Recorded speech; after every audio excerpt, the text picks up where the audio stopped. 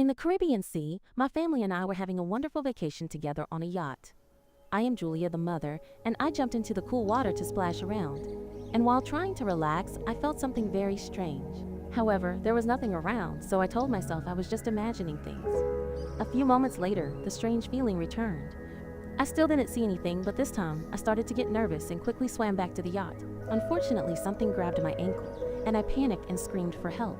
My daughter Cassie was wearing headphones, and my husband Tom and son Ben were absorbed in fishing, so no one heard anything. I struggled to avoid being pulled under, the water choking my mouth, making screaming even more difficult.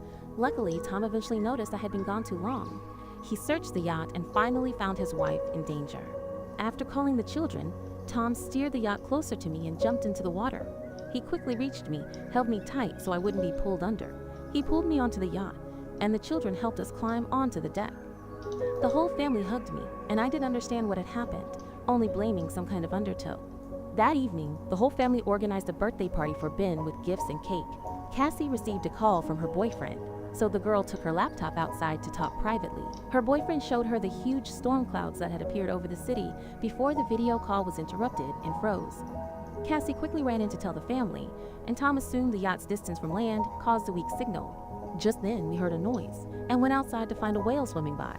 Tom explained that whales navigate using the Earth's magnetic field, but when storms cause disturbances, they can get disoriented and swim towards the shore with the storm.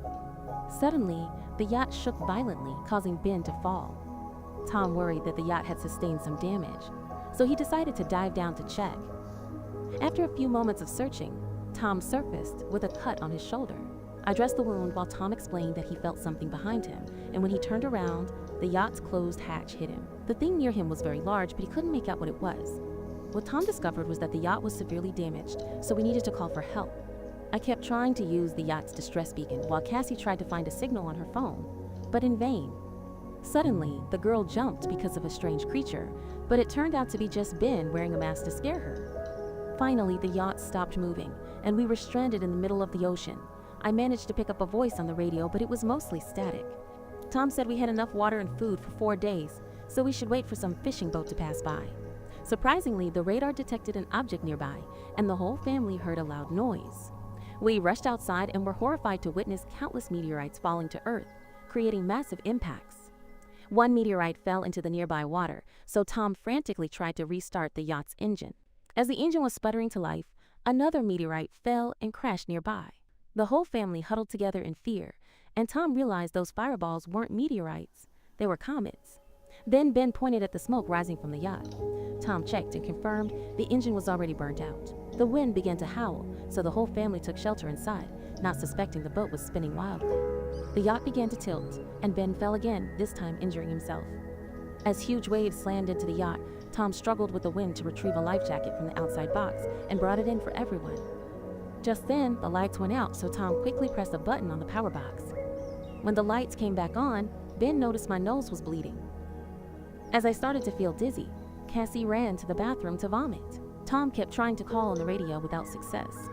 Suddenly, the whole family heard a piercing shriek, and the wind grew stronger.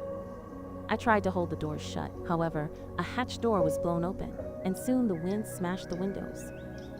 Tom fired a flare before darkness enveloped everything. The next morning, my family woke up in shock to realize we had survived the storm, although the yacht was almost completely destroyed. We all went outside and discovered that all the world's oceans had disappeared, and the yacht was now stranded on dry land. After staring in shock at the desert before us, the whole family tried to figure out what to do. Cassie tried looking for a phone signal in vain, while Ben was busy with 2 dead crabs. Tom checked the boat and noticed the poles were reversed.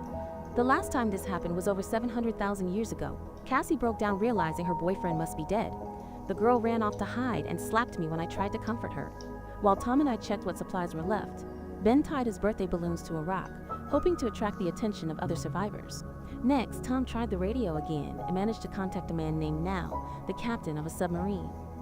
His ship was also stranded on land, and he confirmed that the poles had reversed, causing the oceans to recede and the continents to shift. Now still hadn't found any other survivors and said that almost all communication systems were down. Since there were still occasional system movements, he concluded that the poles would reverse one more time, and the ocean might return in a week. Now advised my family to climb to the highest point possible, because when it happened, everything would be very violent. His crewmates had died in the impact, and the submarine had room for 3 people. Tom and I persuaded him to save our children, and he gave us the coordinates of his location. Tom calculated that it would take us about 2 to 3 days to find the submarine. Therefore, he told everyone to get a good night's sleep because we would set off early tomorrow.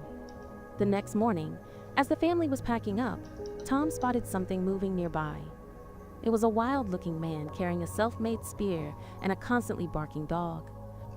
Tom approached and offered the man a bottle of water, but he didn't understand the man's language. After drinking the water, the strange man suddenly struck Tom with the bottle and threw a rock at his face. I rushed over in fear, but it was too late. The man had driven his spear into Tom's stomach. His body twitched for a few moments before the man slit his throat. Next, the man started chasing me and even threw the spear, which fortunately only grazed my shoulder. That didn't stop me from running as fast as I could back to the yacht and to the children, telling them to hide while I locked the door. The 2 children crawled into the sofa cushions, and I gave them a flare gun before grabbing a knife and hiding in the bathroom. The man slammed the door repeatedly until he broke it down and rushed in. He grabbed a snack and started searching the yacht, finally coming to the bathroom.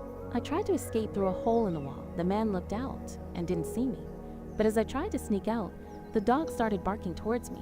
Surprisingly, it lunged and knocked me to the ground, leaving me no choice but to stab it with the knife. The strange man heard the dog's dying yelp and ran to find its body, causing him to stumble and shout in distress. Meanwhile, I crept around the yacht and climbed onto the roof to re-enter through a broken window.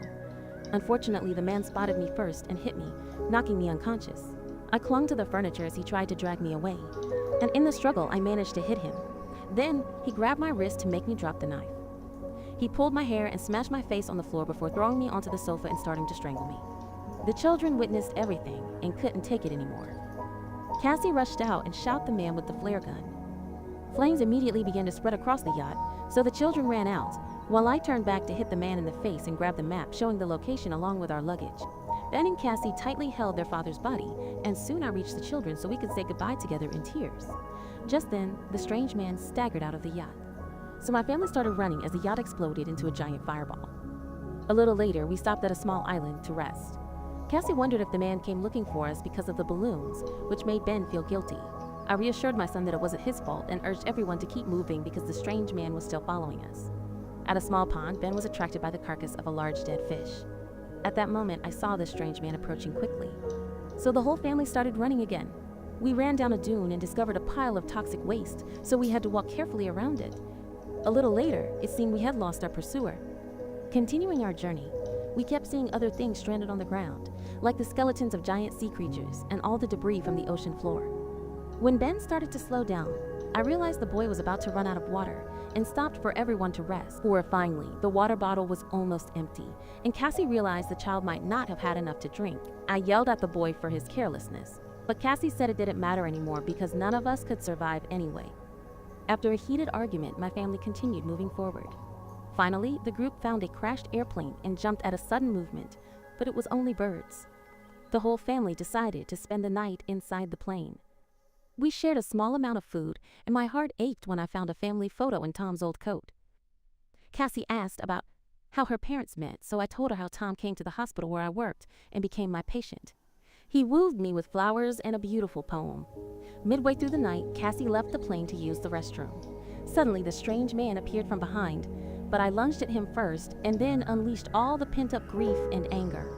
Cassie had to hold me to help me calm down. The next morning, the corpse was covered in ants. The whole family noticed there were many bite marks. Surely some kind of animal was hiding in the area. After the group left, a swarm of crabs crawled out of the strange man's mouth. A few moments later, Cassie and I stopped to look at the map, but Ben kept walking.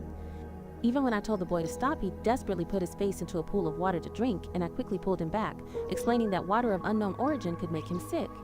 My family continued our journey and had to cover our heads to protect ourselves from the burning, scorching sun.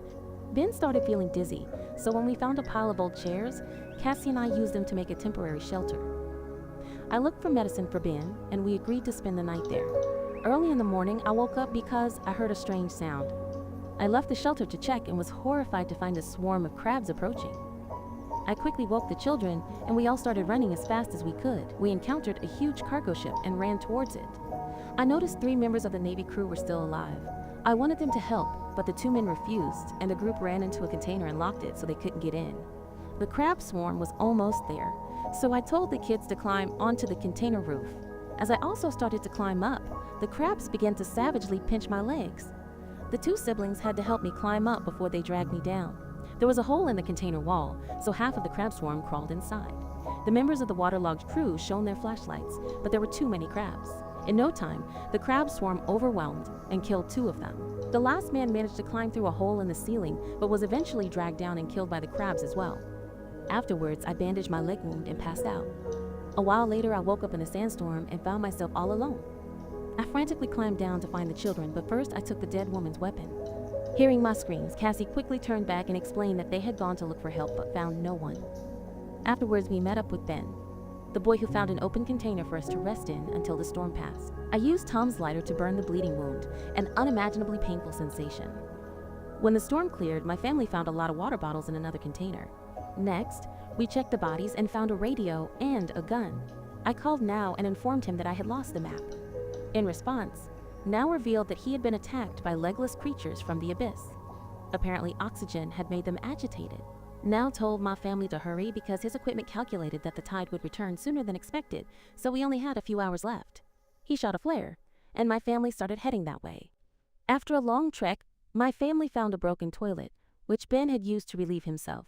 Finally, we could see the submarine nearby, but we would have to cross a massive rock reef to get there. As we were crossing, the statues began to shake and the rocks started falling down, causing a large rock slide. I quickly pushed the children out of the dangerous path and pulled back to avoid being crushed. Now, a rock statue blocked our way. I told the children to continue without me, but Cassie refused and insisted I should try climbing up. An argument broke out, and after a lot of shouting, I promised I would find the children later. Cassie then reluctantly pulled her brother along. The kids climbed over the remaining part of the rock reef and ran towards the submarine, only to find Now bleeding on the outside. He explained that he couldn't make it across anymore, so the kids could take the submarine. Realizing they would have one more spot, Cassie ran back to find me. Meanwhile, I was horrified to see the crab swarm approaching and starting to glow. I managed to kill a few, but the swarm was too numerous and I couldn't fight them all. Just then, Cassie appeared on top of the statue and reached out her hand. So I started climbing as fast as I could with my injured leg. With Cassie's help, I made it to the other side and we ran to the submarine together. Ben stood on top of the submarine and shone a light to distract the crab swarm while my wife climbed aboard. The crabs found Now's corpse and immediately swarmed it. I grabbed the gun and continued shooting while urging the children inside. Once they were safe, I realized I was out of ammo, so I threw the gun at the crab swarm and climbed in with the children. The whole family securely locked the hatch and watched the crab swarm surround the submarine through the portholes. Just then, the great tide finally returned. The 3 of us hastily sat in our seats and fastened our seatbelts before tightly holding hands. The fierce waves quickly slammed into the submarine and tossed it everywhere, causing me to see flashbacks of everything that had happened while Cassie was jolted awake. Before long, a piercing screech returned and knocked everyone unconscious. Sometime later, my children and I woke up and joyfully confirmed that we were still alive. We unlocked the hatch and went outside, discovering that the waves had pushed the submarine into a ruined city, which meant there was still hope for survival and rebuilding. Don't forget to subscribe and hit the notification bell so you can watch more videos like this. Thank you for following.